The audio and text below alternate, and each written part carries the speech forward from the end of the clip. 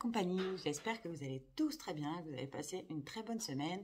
Je vous embarque aujourd'hui dans une vidéo qui parle du budget alimentation, comment moi j'ai réussi à diviser mon budget alimentation par 2 pour 5 personnes. Donc, première des choses à faire, c'est de regarder ce qui nous reste dans nos placards, frigos, congélateurs pour ne pas racheter sans en avoir besoin parce qu'on en a encore. Et ensuite, de faire ces menus à la semaine en essayant de prendre en compte ces aliments qui nous restent et de faire une liste de courses à côté pour y ajouter ce dont on a besoin pour les menus de la semaine. Je vous montre comment moi je fais mon menu pour 5 pour une semaine pour savoir ce qu'il me reste à acheter. Ensuite, je vous embarque aux courses avec moi pour vous montrer comment je fais les courses avec une méthode simple qui me permet de maîtriser mon budget, de ne pas le dépasser et même d'économiser un petit peu. A tout de suite sur mon bureau. Alors la première chose que je fais, c'est de regarder donc dans mes placards ce qu'il me reste. J'ai vu qu'il me restait au congélateur des crevettes. Dans les féculents, il me reste des spaghettis, de la purée, des patates. Il me reste pour la viande un petit peu de poulet, peut-être pas assez, mais ça en fait un petit peu. Je vais mettre une demi-portion. Il me reste plus de viande rouge. J'ai vu qu'il me restait aussi des wraps pour les burritos ou les faritas, assez pour 5. Au frigo, j'ai vu qu'il me restait du fromage râpé.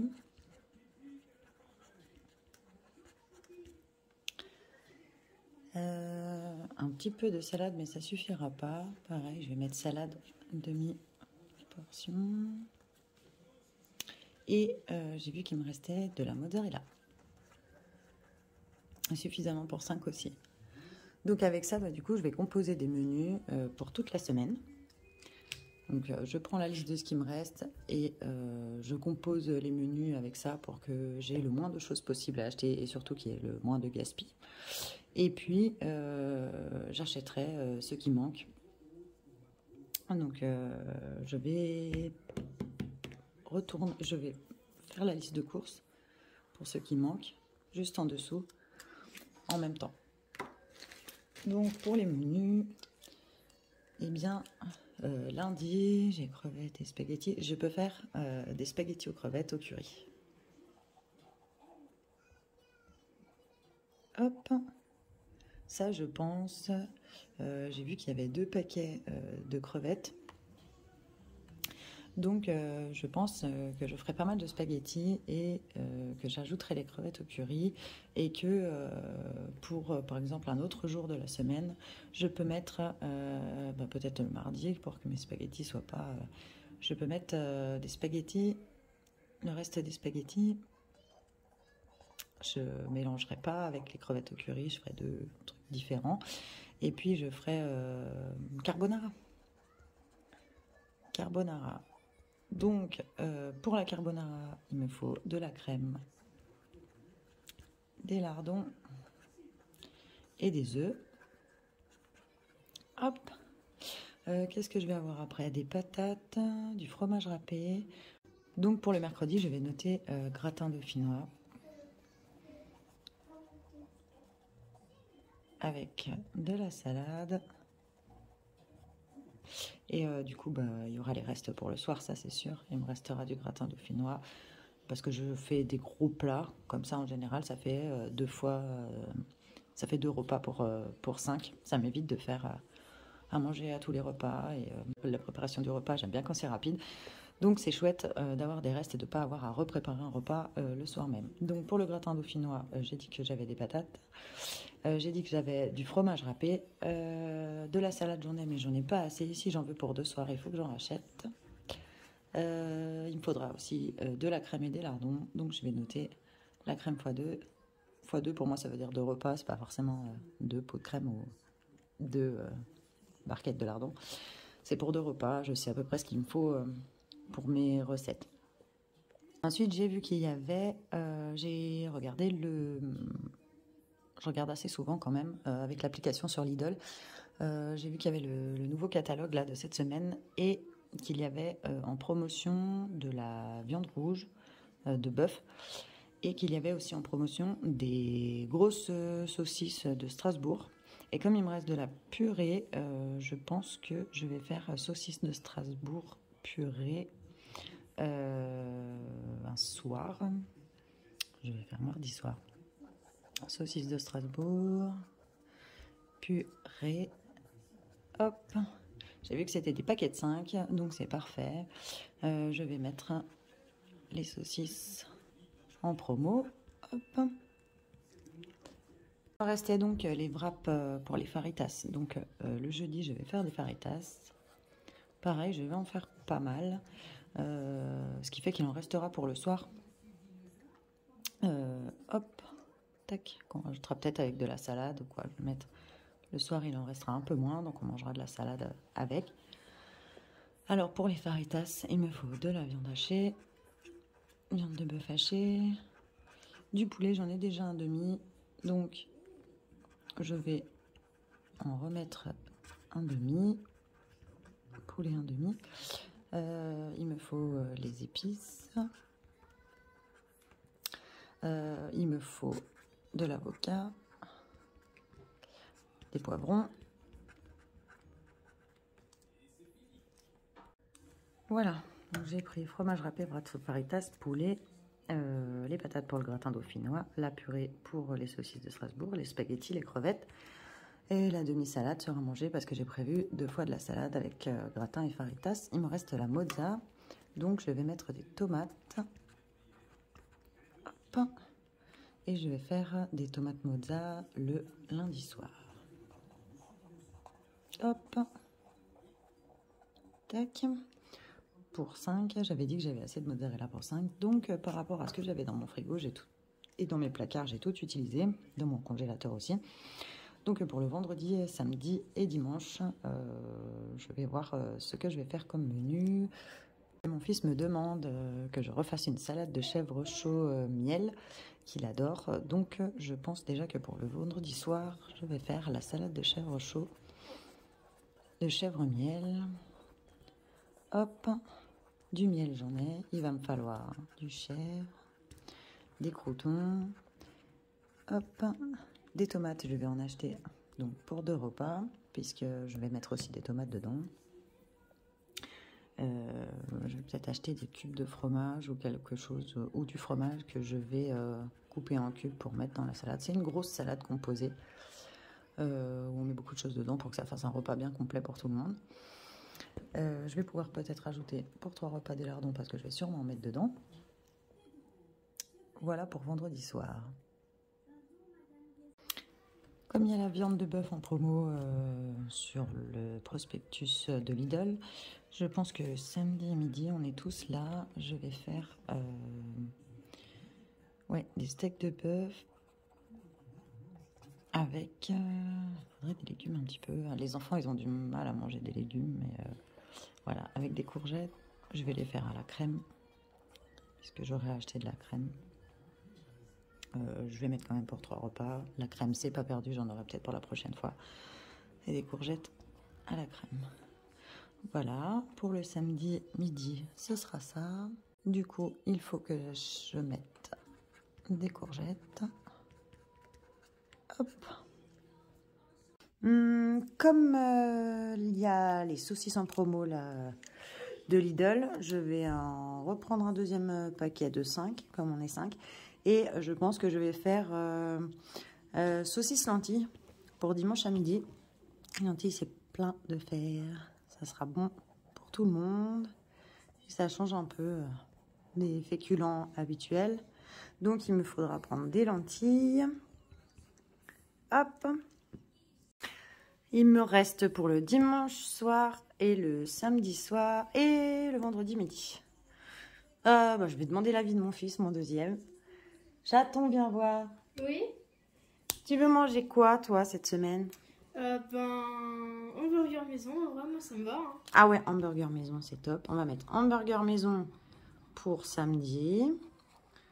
Du coup, il va me falloir steak haché.